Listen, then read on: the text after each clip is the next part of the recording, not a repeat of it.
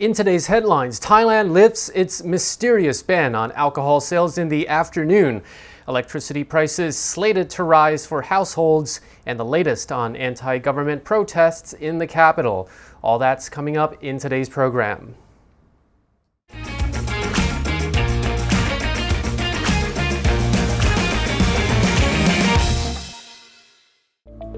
Thailand News Today is brought to you by 5-Star Marine. You're watching Thailand News Today, bringing you the latest headlines in Thailand and beyond. My name is Jet Gunther, and in our first story, Thailand seems to be lifting a gazillion restrictions lately. In its latest move, Thailand CCSA plans to lift its notorious alcohol sales ban from 2 to 5 p.m., in hotels at least, starting July 1st. According to Tourism and Sports Minister Thaienergyprices, restaurants and tourist attractions may also sell alcohol during this time at the provincial governor's discretion. Pipat stressed that lifting the ban could hugely boost Thailand's tourism industry, who have been bewildered by the 2 to 5 p.m. ban for many decades. The afternoon ban has confused both Thais and foreigners forever, and explanations for the ban have been many, but not necessarily historically accurate. Suffice to say, depending on who you talk to, you will get many explanations, including from the officials and police who have overseen the ban for many decades. He says that starting July 1st, the country expects an estimated 25 to 30,000 international tourists to flock to the kingdom. He expects to see at least a total of 7.5 million people by the end of this year and hopes to push that number up to 10 million. He said that when tourists arrive, he doesn't want to ruffle their feathers with the annoying daily alcohol sales ban at certain hours. He even bothered to chime in, saying, quote, "Imagine if some tourists are relaxing at their hotels and they are suddenly notified that alcohol is not allowed anymore from 2 to 5 p.m. This will surely ruin the country's reputation. Like many things, I'm glad it only took them a few decades to figure this out." Pipat reminded the public, however, that lifting the ban will not apply to convenience stores, at least initially, until more research is done. No idea what that means either.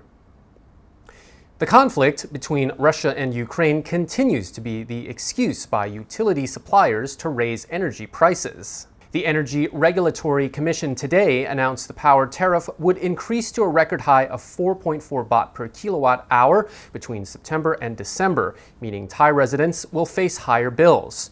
The ERC says the higher power tariff, which is made up of the base tariff and fuel tariff, is because Thailand needs to import more liquefied natural gas, which is costly but serves as a key fuel for electricity generation. The fuel tariff is mainly determined by fuel costs, which are increasing as the Russia-Ukraine conflict continues, while the base tariff refers to the cost of power plants and distribution systems. The Electricity Generating Authority of Thailand says its hands are tied and only has a limited budget to subsidize power bills.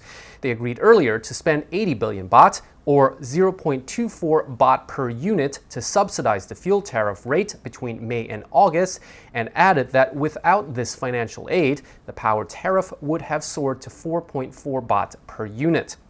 The ERC Secretary General says the global energy price fluctuations will remain as long as the war and sanctions by the US and its allies against Russia do not end. Before the war, the liquefied natural gas price was $10 per metric million standard cubic feet per day.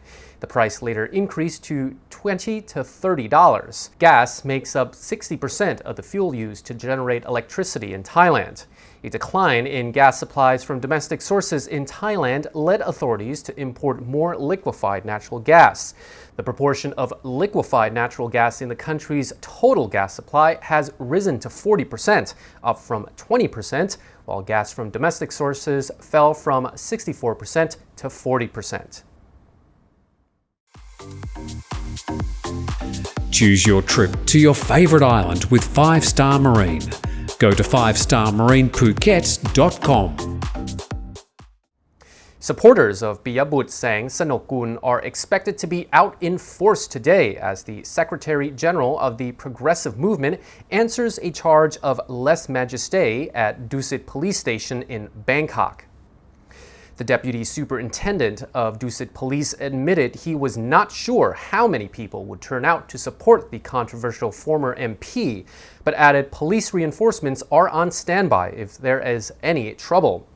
The 42-year-old has spent a number of years examining problems related to Section 112 of the Criminal Code, but this is the first time he has faced a lèse majesté charge. Historian Thep Montri Limpayom filed the charge accusing Piyabut of insulting the monarchy after the latter suggested that the lèse majesté law be improved to prevent law enforcement officers abusing their station to persecute people who freely express their views. Rangsiman Rom, a Move Forward Party list MP, supported Piyabut's claim and said Section 112 of the Criminal Code should not be interpreted so broadly that it can be used as a tool for persecution, saying that frequently the definition of the law has been exaggerated to the full extent of the imagination of law enforcement authorities. Case in point is the charge on Piyabut for criticizing not the monarchy, but the law itself. Crafty anti-government protesters hoodwinked police into thinking they were holding a car mob rally at the Democracy Monument, while they actually gathered to demonstrate at the Victory Monument, some 6 kilometers away and a 20-minute drive. Knowing that police watch their every move on social media, dissident groups made a joint announcement on Thursday, June the 16th, on a Facebook page that they would be holding a car mob at the Democracy Monument in Bangkok at 4 p.m. Sunday. The protesters added they would then be moving on to Prime Minister Prayut Chan-o-cha's house, located at the 1st Infantry Regiment Barracks on Wipawadi Rangsit Road, before taunting police with a comment, "Please stay tuned, more surprises are coming." Officers yesterday assembled in preparation at the Democracy Monument at 3 p.m. with about 500 officers, barriers, and a prisoner transport vehicle, but no one turned up. The protesters' plan worked a treat, and they freely gathered at Victory Monument without being challenged, voicing their opposition to the government and its policies, including the controversial Section 112 of the Criminal Code known as the lèse majesté law. At about 5 p.m., the protesters made a move towards the PM's house, but police finally worked out their plan and blocked them at Dindang intersection. The protesters moved from the road to the sidewalk and continued their activities until about 6:30 p.m. Another group gathered at Victory Monument at 6 p.m. to demand the court release suspects who were accused of violating the lèse majesté law. The protest passed relatively peacefully. No injuries were reported by either side. An unidentified foreign man was stabbed near Walking Street in Pattaya in the early hours of yesterday morning. Despite bleeding heavily, the man refused to get his wounds treated at the hospital. He also refused to explain what happened or give personal details to the police. Eyewitnesses told police that a physical fight broke out between 2 foreign men who had been arguing outside a bar near Walking Street in South Pattaya at around 1 a.m. yesterday morning. Then one of them pulled out a weapon similar to a knife and slashed the other man's arms, causing him to bleed heavily. The assailant fled the scene. The injured man sought help at Walking Street, where rescue workers at a tourist booth bandaged up his arms to stop the bleeding. When rescue workers offered to take him to the hospital, he refused to go. He also refused to file a police report or give any details about what happened. The police said they will be checking all CCTV cameras to help them identify both foreigners. Police will summon both parties to the police station so they can investigate the incident further. And that's all for our report from Thailand News Today. We'll be back tomorrow. Meanwhile, you're not up to date on the Thaiger.